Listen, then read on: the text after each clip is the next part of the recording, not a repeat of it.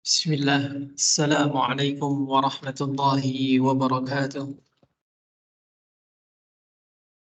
Innal hamdalillah nahmaduhu ta'ala wa nasta'inuhu wa nastaghfiruh wa na'udzu billahi min shururi anfusina wa min sayyiati a'malina.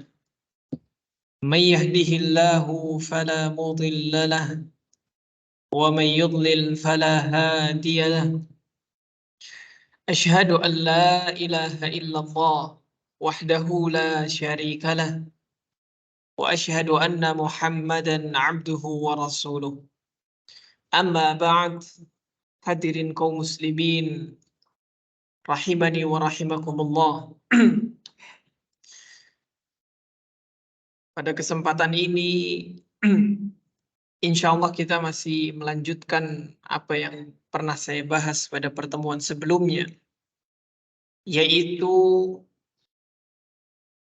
apa yang kita baca dari kitab Al-Fawaid.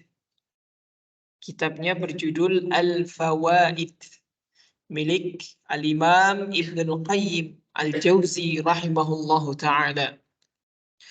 Yaitu sebuah kitab yang mana sudah saya ceritakan itu merupakan kitab yang dirangkum dari buku catatan beliau ketika mengikuti kajian-kajian.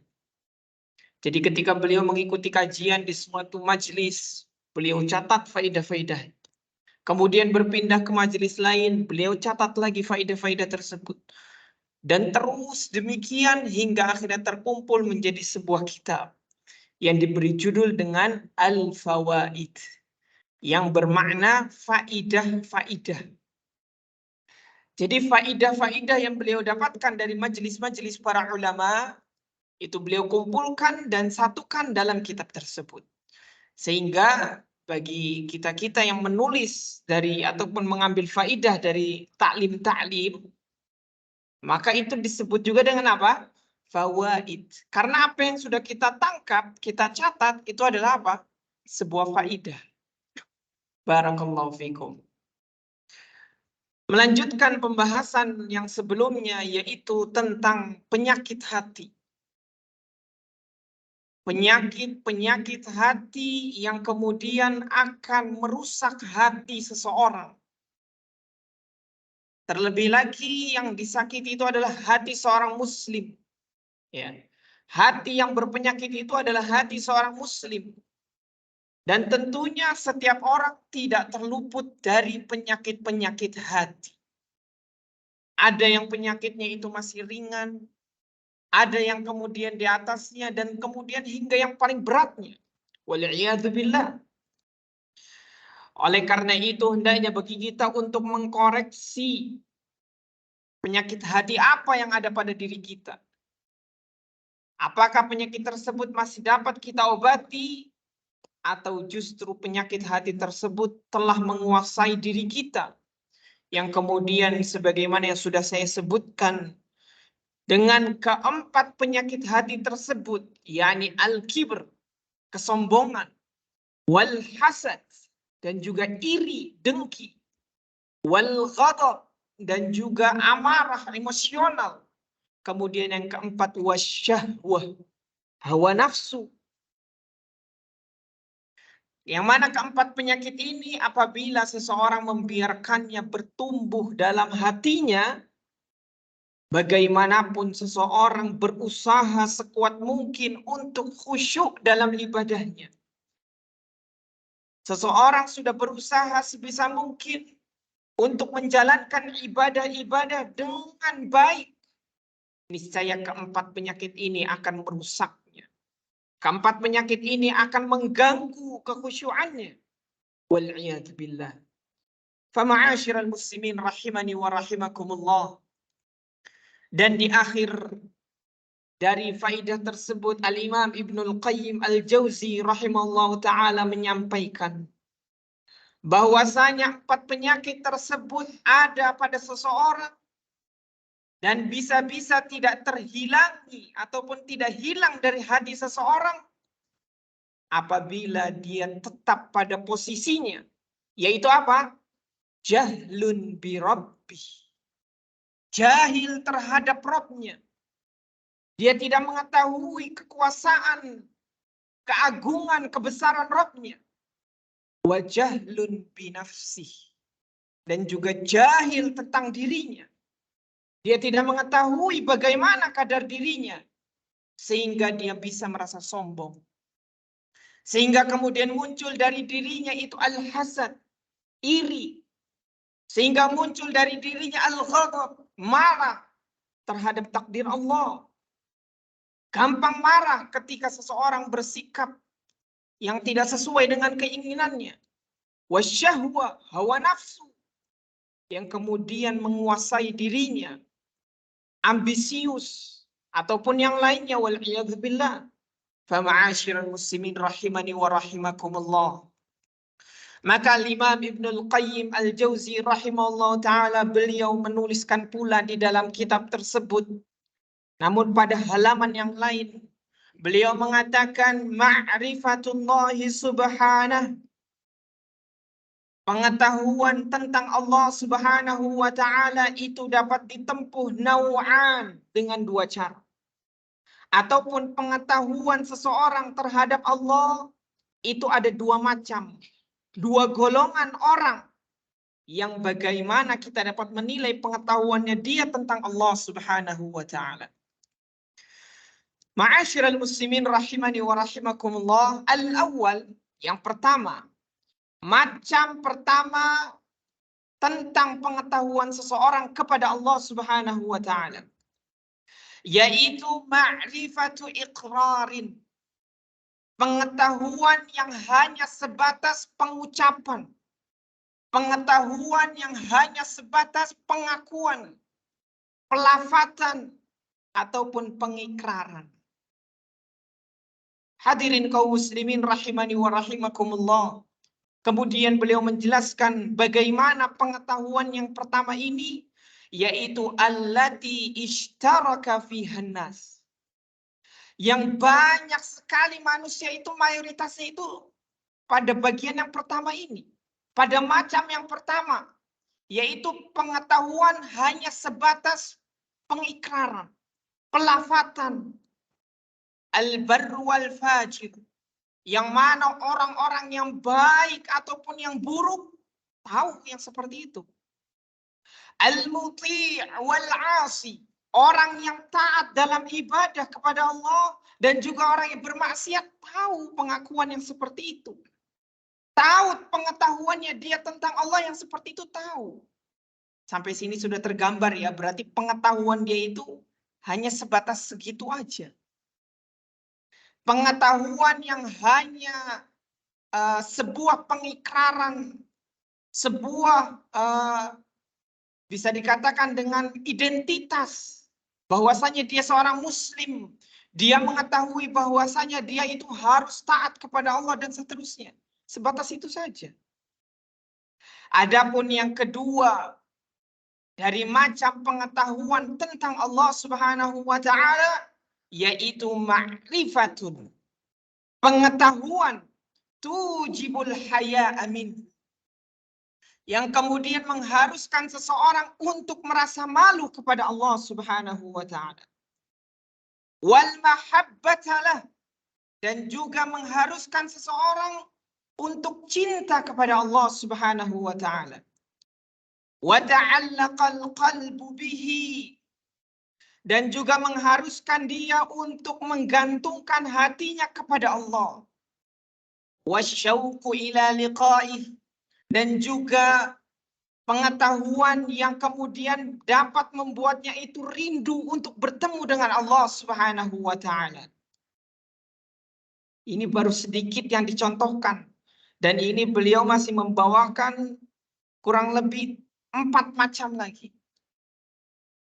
Wa khasyatihi wal inabati ilaih. Pengetahuan yang kemudian membuat seseorang itu takut kepada Allah. Tahu bahwasanya dia akan kembali kepada Allah. Wal firar, dan juga lari minal khalqi ilaih. lari dari makhluk-makhluk Allah Subhanahu wa taala dan menghadap kepada Allah. Yakni dia tahu bagaimanapun makhluk-makhluk Allah itu mengganggunya, memberikan gangguan kepadanya, dia tahu bahwasanya dia harus lari kepada Allah Subhanahu wa taala. Harus bersegera menyambut panggilan Allah Subhanahu wa taala. Fabarakallahu fikum. Itulah macam yang kedua. Macam yang Al-Imam Ibnul Qayyim tidak menyebutkan hadhihi hiyallati ishtaraka fihan nas. Macam yang beliau tidak menyebutkan yang seperti ini itu kebanyakan manusia demikian keadaannya, enggak. Kenapa? Karena yang demikian keadaannya itu hanya segelintir dari orang. Kaum muslimin. Kalau orang saja banyak, tapi segelintir dari kaum muslimin. Kenapa? Karena tidak semua kaum muslimin pengetahuannya kepada Allah itu mendapatkan yang seperti ini. Dia merasa malu kepada Allah ketika melakukan kemaksiatan. Dia merasa malu kepada Allah ketika azan memanggilnya, tapi dia sibuk dengan kesibukannya. Wal mahabbatalah, dan juga tumbuh kecintaannya kepada Allah. Tentunya didasari dengan ilmu yang benar. Tentunya didasari dengan ajaran Rasul alaihi salatu wassalam. Bukan berdasarkan dengan penilaian pribadi. Bahwasanya dengan demikian saya akan dicintai oleh Allah. Tapi nggak tahu apakah yang demikian itu ada tuntunannya atau tidak. Dia menganggap bahwasanya segala kebaikan yang dinilai oleh manusia itu adalah kebaikan, itu pun berarti dicintai oleh Allah. Apakah seperti itu? Tidak, wahai saudaraku kaum muslimin, rahimani wa rahimakumullah. Allah Subhanahu wa taala sudah menyampaikan di dalam Al-Qur'an ayat yang sudah sering kita dengar, yaitu di dalam surat Al-Hasyr, yang mana Allah Subhanahu wa taala berfirman yang artinya segala sesuatu yang Rasul alaihi salatu wassalam perintahkan maka ikutilah, dan apa yang Rasul alaihi salatu wassalam larang maka tinggalkanlah. Itu cukup kita jadikan sebagai pegangan bahwasanya yang namanya ibadah itu datangnya dari Rasul alaihi salatu wassalam. Itu dicontohkan oleh Rasul alaihi salatu wassalam. Fabarakallahu fikum. Oleh karena itu, pengetahuan dia kepada Allah, pengetahuan seseorang kepada Allah, itu harus terwujud itu semua. Rasa malunya meningkat. Rasa cintanya lebih-lebih. Kebergantungannya dia kepada Allah itu ada. Walaupun mungkin sedikit dan ada keraguan, wajar, itu manusiawi. Kenapa? Karena dia didatangi dengan syubhat-syubhat. Dia dihampiri dengan gangguan-gangguan. Yang kemudian dia memikirkan, kalau misal saya tinggalkan dagangan ini, kemudian saya sholat, kehilangan minimalnya 4 pelanggan. Kalau satu pelanggannya belanja 20.000, berarti udah 80.000. 80.000 udah lumayan bisa buat makan sehari. Itu pikiran yang kemudian membuat dia itu, bergantungnya sama siapa? Fama'asyiral muslimin rahimani wa rahimakumullah. Oleh karena itu, dengan pengetahuan seseorang yang benar kepada Allah Subhanahu wa taala, pengetahuan seseorang yang benar tentang agama Allah Subhanahu wa taala, kecintaan seseorang yang benar kepada Rasul, kepada agamanya, kepada Rabbnya, itu akan menghilangkan minimalnya 4 penyakit yang sudah saya sebutkan pada pertemuan yang sebelumnya. Meskipun di sana banyak penyakit-penyakit hati yang lain, yang tentunya obatnya pun kurang lebih sama atau bahkan mungkin membutuhkan dosis yang lebih tinggi. Ma'asyiral muslimin rahimani wa rahimakumullah.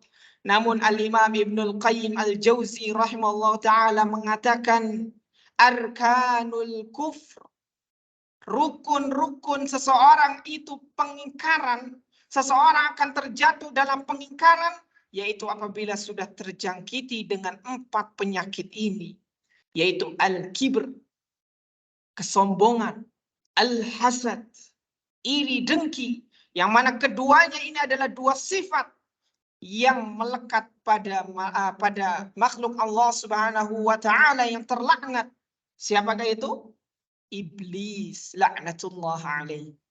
Kesombongan, berani-beraninya dia menyombongkan kepada Allah.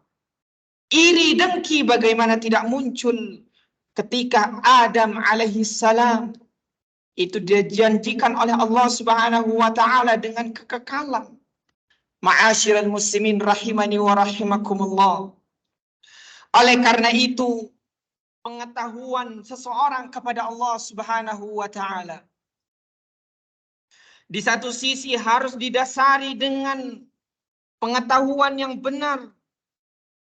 Namun di sisi lain juga dia harus memupuk ataupun mengkokohkan keyakinan tersebut. Tidak kemudian mengetahui dilupakan, mengetahui ditinggalkan, namun tidak diamalkan. Ma'asyiral muslimin rahimani wa rahimakumullah. Thumma qala rahimahullahu ta'ala wa tafawatuhum fiha la yuhsihi illa alladhi 'arrafahum bi nafsihi. Dan keberagaman mereka tentang keadaannya seperti yang disebutkan. Ada yang seseorang itu rasa malunya kepada Allah amat tinggi, tapi kecintaannya mungkin di bawah itu. Ataupun kebergantungannya dia kepada Allah di bawah itu. Kerinduannya kepada Allah di bawah itu ataupun sebagai macamnya. Tafawatahum fi. Keberagaman mereka, ada yang ininya tinggi, ada yang ininya pendek. Ada yang ininya tinggi, ada yang tinggi, kemudian yang lainnya masih rendah. Ya.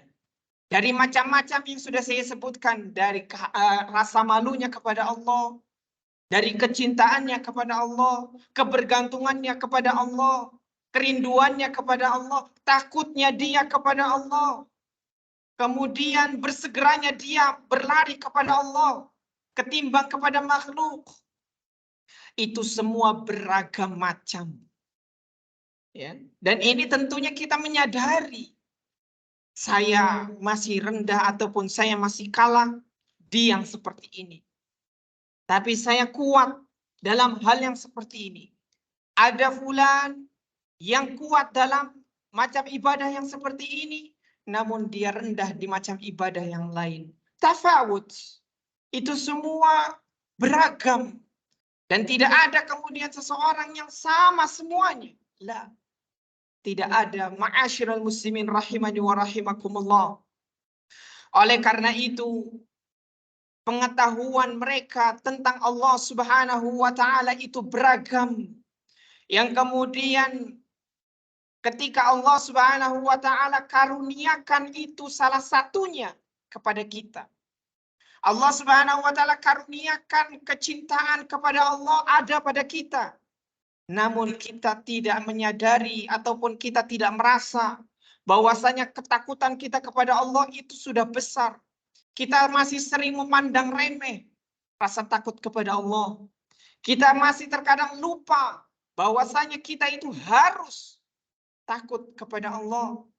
Maka yang demikian itu tentunya sesuai ataupun sudah ditentukan oleh Allah Subhanahu wa taala. Dialah zat yang menentukan itu semua. Oleh karena itu beliau mengatakan la yuhsihi illa alladhi 'arrafahum bi nafsihi wa kashfa liqulubihim min ma'rifatihi ma akhfahu 'an siwahum. Yang mana hanya Allah lah yang mengetahui siapa-siapa yang Allah Subhanahu wa taala kenalkan mereka tentang Allah Subhanahu wa taala. Allah lah yang mengetahui siapa-siapa yang Allah akan singkapkan pengetahuan tentang Allah Subhanahu wa taala kepadanya. Yang mana itu Allah Subhanahu wa taala sembunyikan dari selain mereka. Ma'asyiral muslimin rahimani wa rahimakumullah. Bagaimana yang demikian itu tidak terjadi? Sedangkan kita berangkat sholat, itu saja terkadang ke arah masjid, Tapi ada orang itu keluar malah meninggalkan masjid. Itu saja sudah berarti apa? Bertentangan. Barakallahu fikum. Kita bersusah payah untuk berusaha berbuat baik. Tapi di sana ada orang yang malah sekongkol, sepakat untuk melakukan kejahatan, kejelekan. Bukankah yang demikian itu ada? Maka itu menunjukkan bahwasanya taufik dari Allah lah. Yang kemudian ada pada seseorang. Kemudian orang tersebut besar takutnya kepada Allah. Besar cintanya kepada Allah. Besar rasa malunya kepada Allah. Itu semua berkat taufik dari Allah Subhanahu wa ta'ala. Yang patut bagi kita semua, harus bagi kita semua untuk selalu berdoa dan memohon kepada Allah agar diberikan itu untuk kita. Agar diberikan itu untuk anak-anak kita, untuk saudara kerabat kita, ataupun mungkin orang tua kita yang justru di akhir hayatnya itu seharusnya tumbuh di atas kebaikan, tumbuh dalam kebaikan, hidup di masjid. Namun wal'iyadzubillah, sebagian orang-orang tua justru mereka bergelimang dengan kemaksiatan. Bukankah yang demikian itu adanya taufik dari Allah yang diberikan kepada kita, namun tidak diberikan kepada orang yang di sebelah kita. Orang yang paling dekat dengan kita, istri kita, anak kita, ataupun yang lainnya. Ma'asyiral muslimin rahimani wa rahimakumullah. Semuanya kembali kepada pengetahuan seseorang tentang Allah Subhanahu wa ta'ala. Oleh karena itu di antara kunci seseorang ingin terlepas dari 4 penyakit tersebut, yaitu adalah apa? Pengetahuannya tentang Allah Subhanahu wa ta'ala. Kemudian yang berikutnya yaitu pengetahuannya tentang dirinya sendiri. Tentang dirinya, bagaimana kadar dirinya. Bagaimana dia harus bersikap. Bagaimana dia harus bergaul. Yang semuanya itu tidak ada yang mengetahui kecuali dirinya. Ma'asyiral muslimin rahimani wa rahimakumullah. Oleh karena itu, Rasul alaihi salatu wassalam, beliau mengatakan di dalam salah satu doanya, la uhsi thana'an 'alaik anta kama athnaita 'ala nafsik. Aku tidak mampu untuk memujimu sesuai dengan segala pujian yang ada pada dirimu. Itu Rasul alaihi salatu wassalam. Selama kita hidup, sudah berapa nama-nama Allah Subhanahu wa ta'ala yang kita panjatkan dalam doa kita? Mungkin 99 itu belum pernah kita sebutkan semua. Barakallahu fikum. Bukankah itu semua merupakan pujian untuk Allah Subhanahu wa ta'ala? Bukankah itu semua merupakan sifat-sifat Allah Subhanahu wa ta'ala? Yang apabila seseorang mengetahui bahwasanya itu adalah sifat Allah, itu adalah keagungan Allah, akan tumbuh rasa-rasa tersebut dalam dirinya. Akan tumbuh khasyahnya, akan tumbuh mahabbahnya, akan tumbuh sifat malunya. Ma'asyiral muslimin rahimani wa rahimakumullah. Namun tetap beriringan dengan firman Allah Subhanahu wa ta'ala, la yukallifullahu nafsan illa wus'aha. Allah Subhanahu wa ta'ala tidak membebani seorang hamba melainkan sesuai dengan batas kemampuannya. Fattaqullah mastata'tum. Maka bertakwalah kalian kepada Allah sesuai dengan kemampuan kalian. Mungkin kemampuan fulan seperti itu, maka jangan kemudian engkau rendahkan. Mungkin kemampuan fulan seperti itu, setelah dinasihati, disampaikan kebenaran-kebenaran, mungkin sampai di situ. Semoga Allah Subhanahu wa ta'ala memberikan taufik kepadanya. Ma'asyiral muslimin rahimani wa rahimakumullah.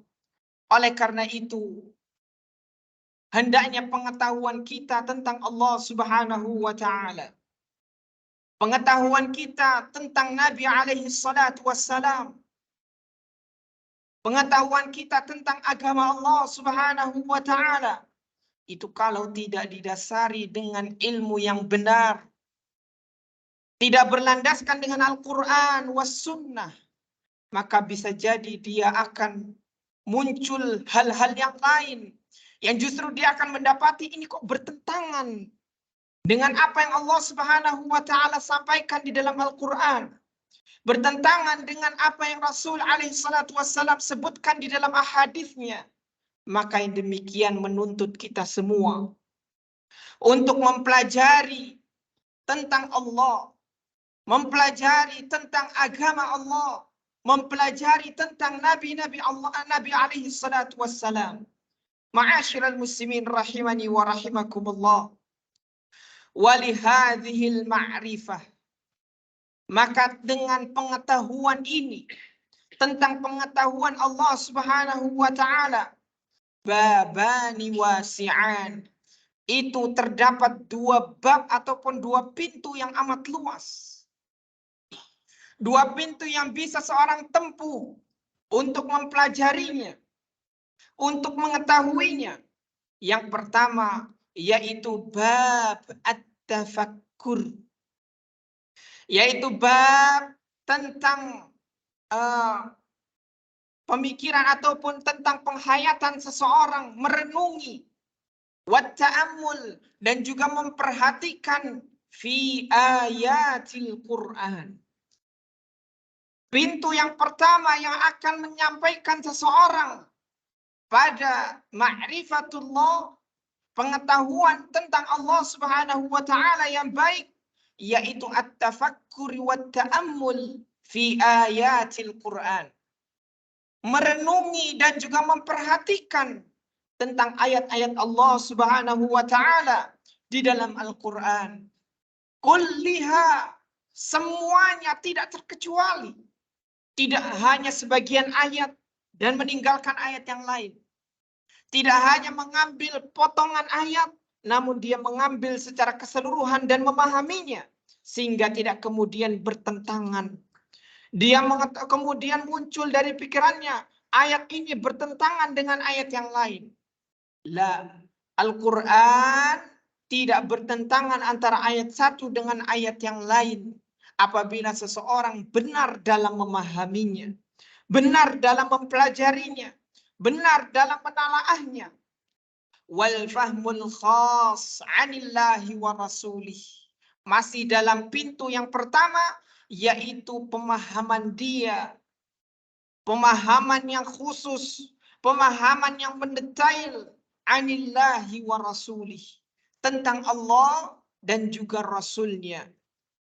Kemudian bab yang kedua ataupun pintu yang kedua yang akan mengantarkan seseorang pada pengetahuan tentang Allah Subhanahu wa taala, yaitu at-tafakkur fi ayatihi al-masyhudah, yaitu merenungi tentang ayat-ayat Allah, kekuasaan-kekuasaan Allah yang tampak, yang kita melihatnya, kita merabanya, kita dapat menyentuhnya.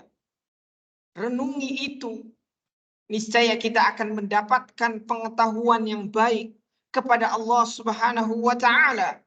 Wa ta'ammul hikmatihi fiha wa qudratihi, dan juga memperhatikan, merenungi akan kebijaksanaan Allah Subhanahu wa taala dalam takdirnya.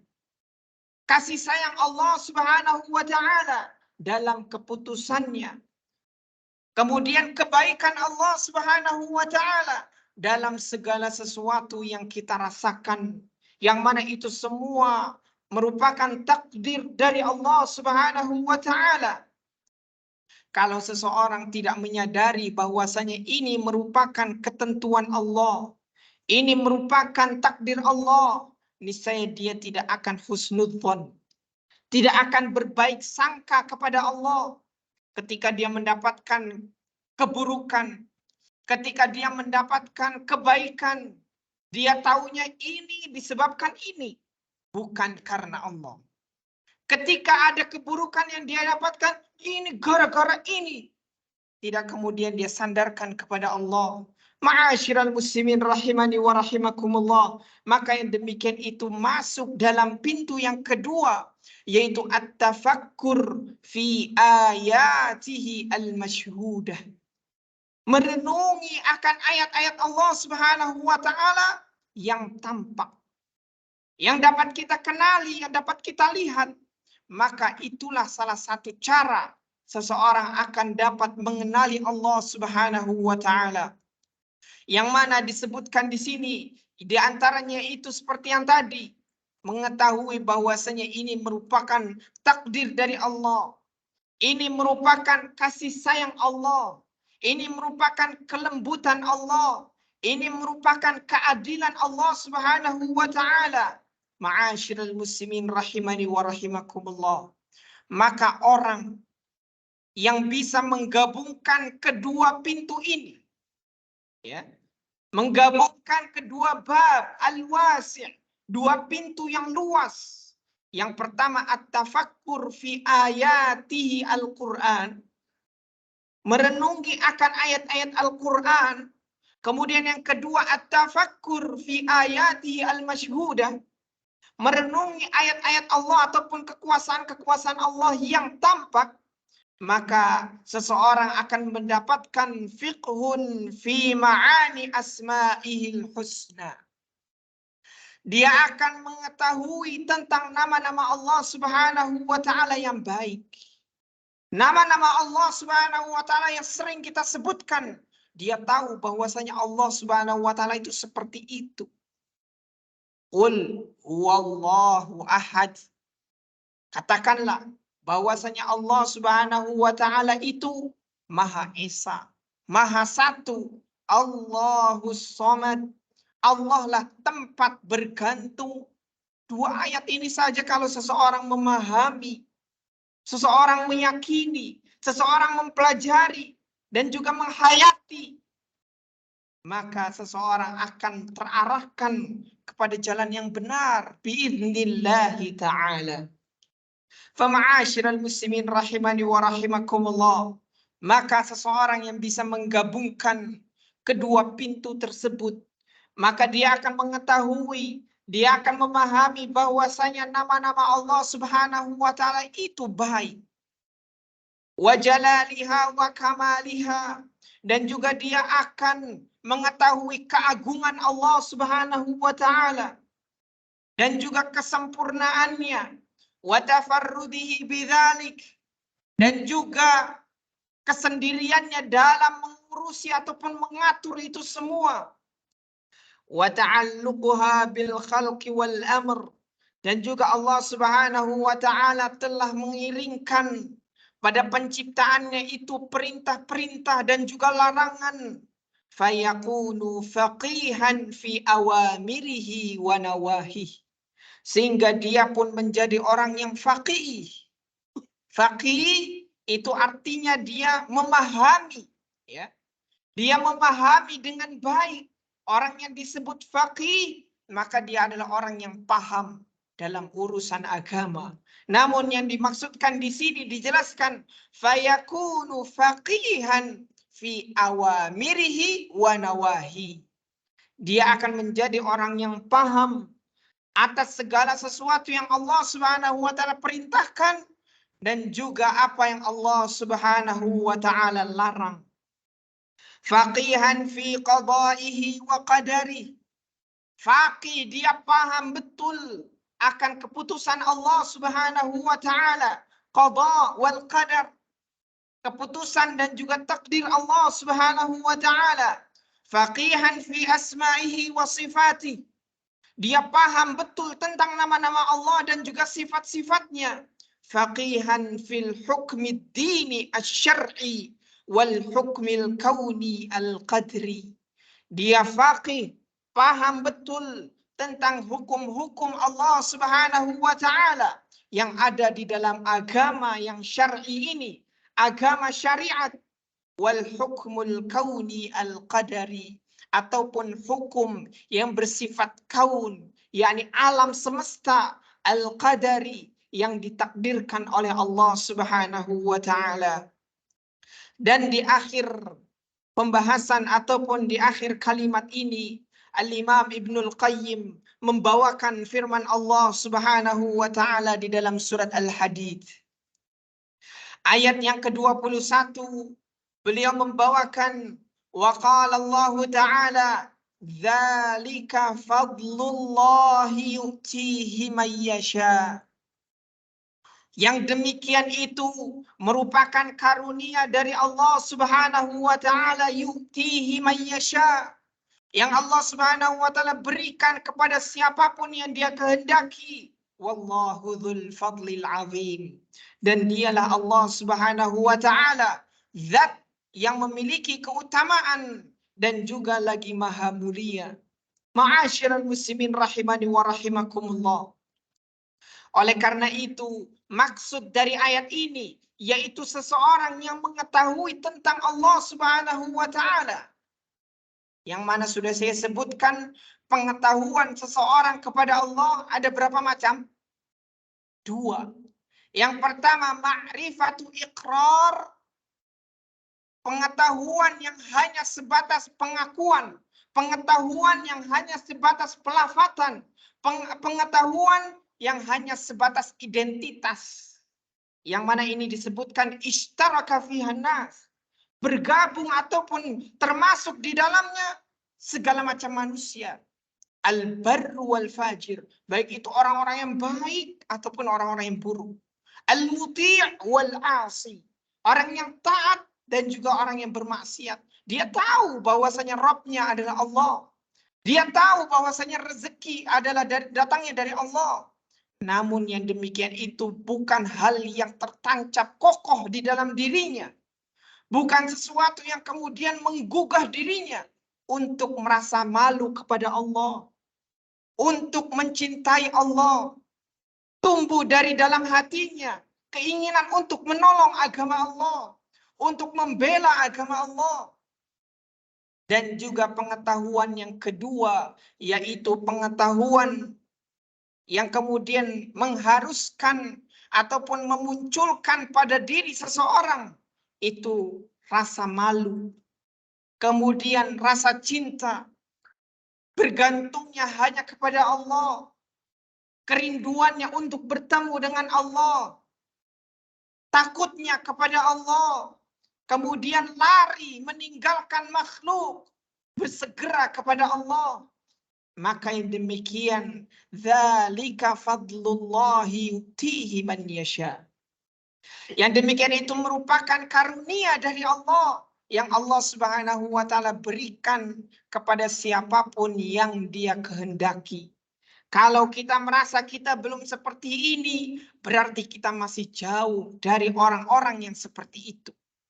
Berarti kita masih harus menempuh cara-cara ataupun asbab yang disebutkan tadi, yaitu dengan at-tafakkur fi ayatil Quran, merenungi ayat-ayat Al-Quran, kemudian at-tafakkur fi ayatihil masyhudah, merenungi akan ayat-ayat Allah Subhanahu wa taala yang bisa dipersaksikan. Maka dengan 2 pintu tersebut seseorang akan terpisahkan dalam pengetahuannya kepada Allah. Seseorang akan terbedakan pengetahuannya tentang Allah daripada orang-orang yang pengetahuannya itu hanya sebatas pengikraran. Orang-orang yang pengetahuannya itu hanya sebatas identitas. Nih, saya Muslim. Saya berhak mendapatkan daging kurban. Saya berhak mendapatkan zakat fitri. Fabarakallahu fikum. Maka yang seperti ini amat sangat kasihan keadaannya. Mereka membutuhkan kasih sayang dari kita semua untuk diingatkan bahwasanya posisi ataupun kedudukan Anda itu masih amat sangat jauh dari mereka-mereka yang kehidupannya itu dipenuhi dengan rasa takut. Kehidupannya itu bersemangat untuk menolong agama Allah, tapi kemampuan badannya itu hanya seperti ini. Maka yang demikian, orang-orang yang seperti ini bisa dijadikan sebagai motivasi.